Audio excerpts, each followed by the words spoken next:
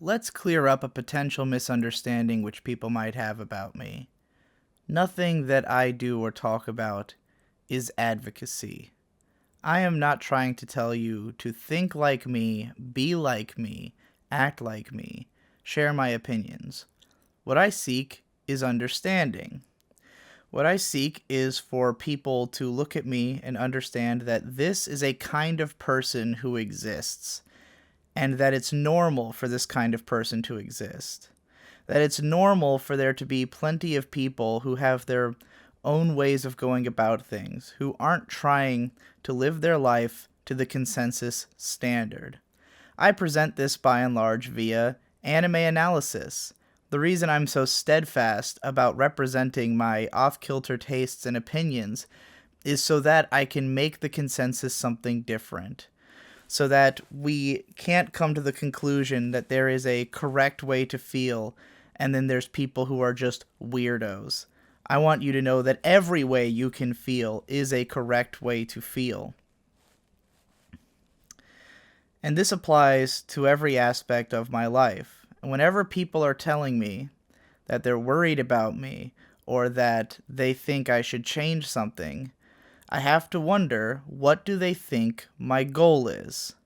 Because if you think that my goal is to project a clean image or to make friends with lots of people or to, I don't know, in any way reflect what maybe is your moral stance or lifestyle choice, that's not my goal.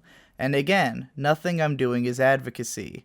I'm not telling you to imitate me. I'm asking you to understand me.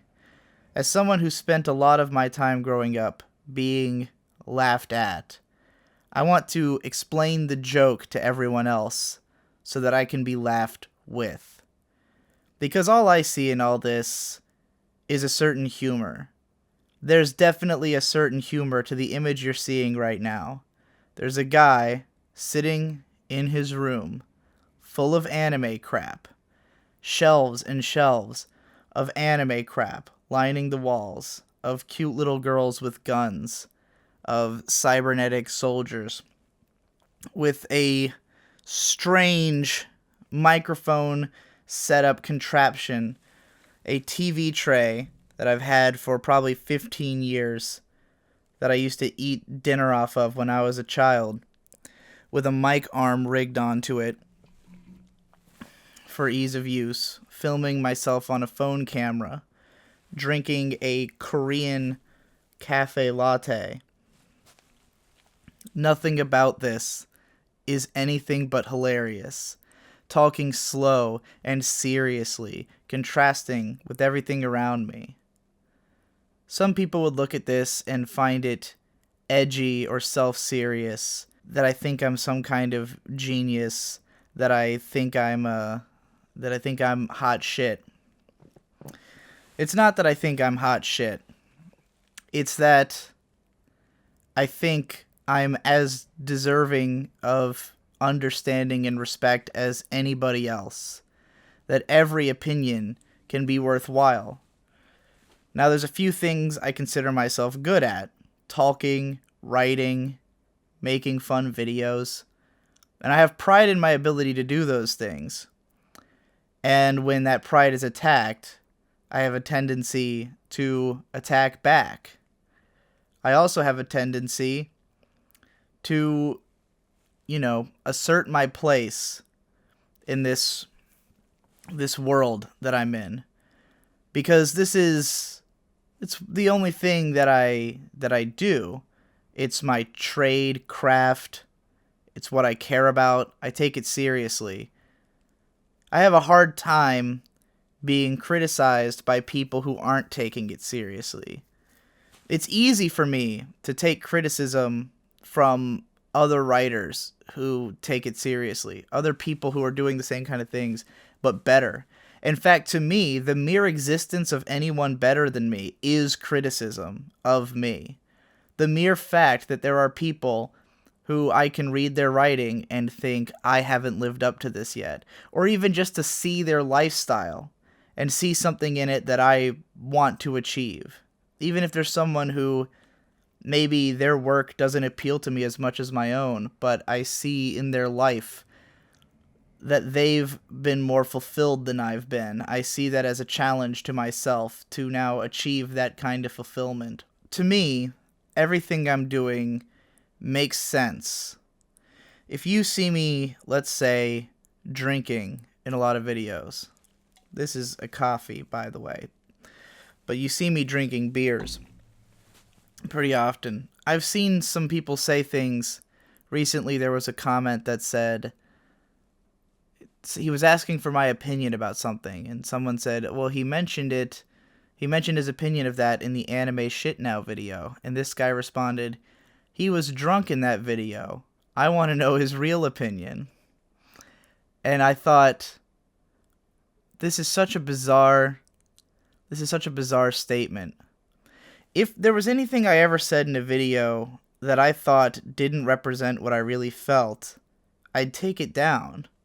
If I got so drunk that I misrepresented myself or said something stupid and then posted it anyways because I was too drunk to know better, then by the time I sober up, I can remove the video.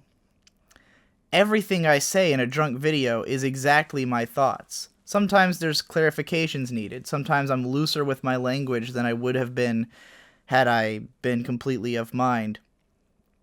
But it's all the same me. There's not a different person there. I'm sure some of it's a lack of understanding of what it feels like to be drunk. There's a lot of people who are just like terrified of alcohol for one reason or another. People who think you're an alcoholic just because you show up on camera drunk a few times. When the reality is that I tend to turn a camera on when I've been drinking, not the other way around.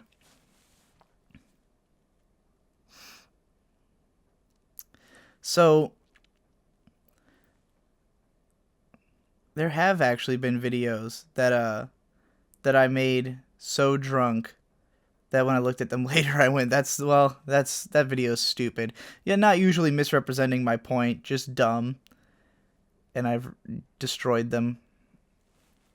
But the reason that I'm drinking in these videos is that it's helping to make these points.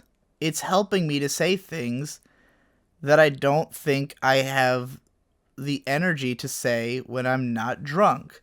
Most of my raps are written while drunk because the mood that it puts me into is one that is creative in that way. And that's a state I want to be in. Some people might think it's self-destructive. They might say you should learn how to write a rap without being drunk. But it doesn't really work that way. Because my goal, again, is not to be functional in this traditional sense. My goal is not to be someone who can do that necessarily. I don't know if I could or couldn't, but it doesn't bother me to think that I'm a guy who gets drunk and writes raps and goes on mad rants. That's just a kind of person that exists in this world. And it's not necessarily agreeable to everyone. And I don't necessarily ask anybody to accept it. There's a reason you can choose to subscribe to my channels. It's not like you are being forced to appreciate this kind of content just because it exists. You make a decision that you're in for my wild ride. That's why it's Digibro After Dark.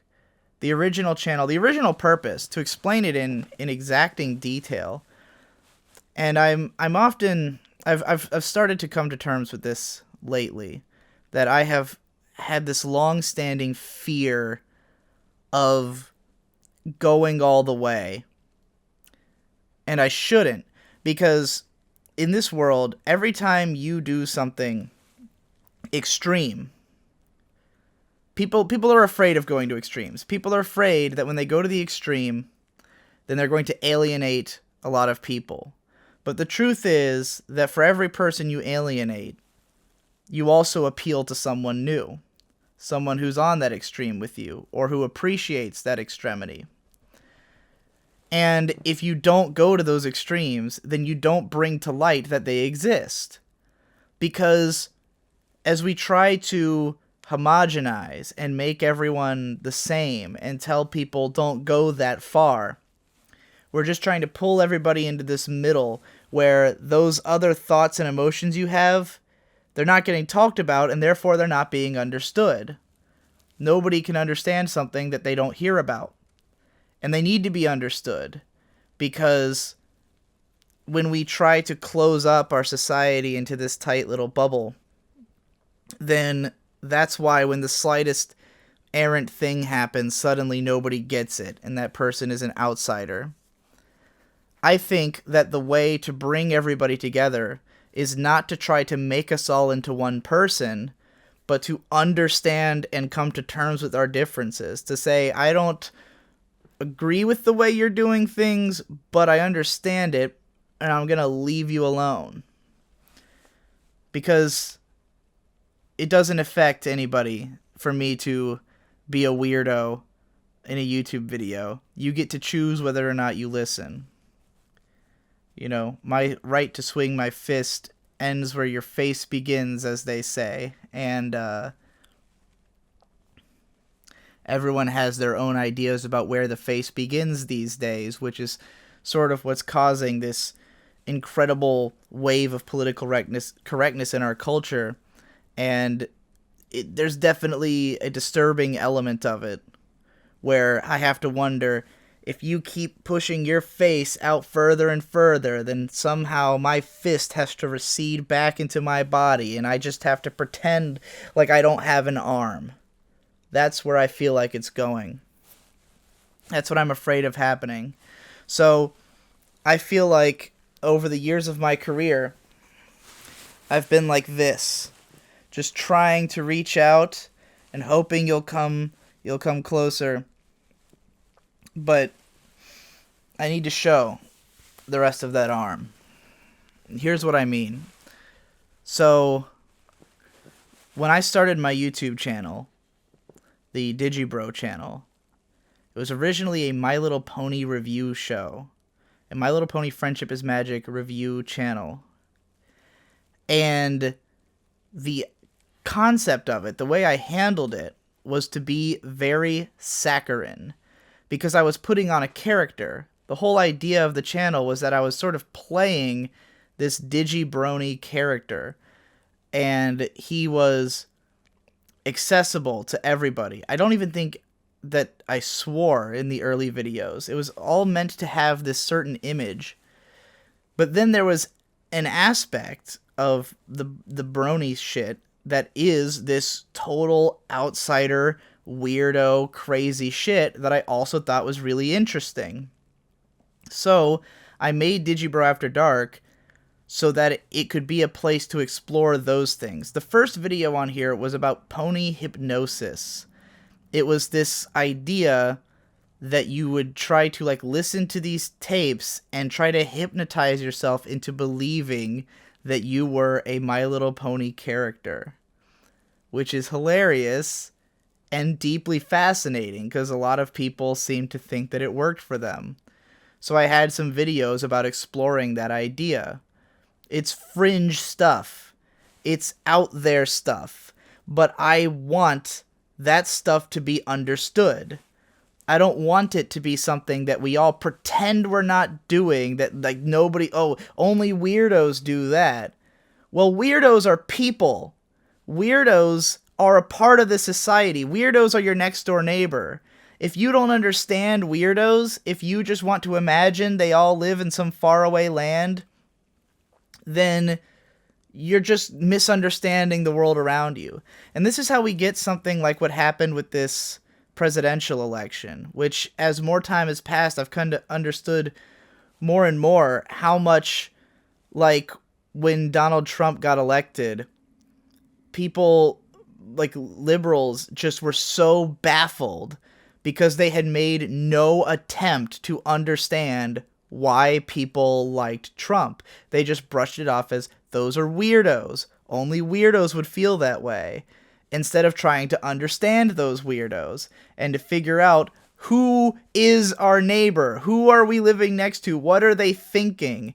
And suddenly it affected the liberals. I almost said us, but I don't really consider myself a part of that group. But suddenly it affected everybody because we didn't know who half the population was. Or the other half, depending on who you are, you know. And for someone like me, if I try to pull back and be like, I'm not going to drink on camera, I'm not going to express these out there opinions I have, I'm going to try to be normal, I'm going to try to be accessible, then it defeats the whole point to me of making videos, of explaining things, of trying to make you understand that there's just weirdos out there, and sometimes they make sense when you hear them talk. I hope I make sense. When I make a video like Girlish Number and I call it Anime of the Year, I know this is like an outrageous claim to a lot of people. I know that to most people, the idea that this is the show of the year just doesn't make sense to them. And I'm not asking anyone to agree with me. I'm just asking you to watch the video and then to go, oh, okay, that's a kind of person who exists. Now I know.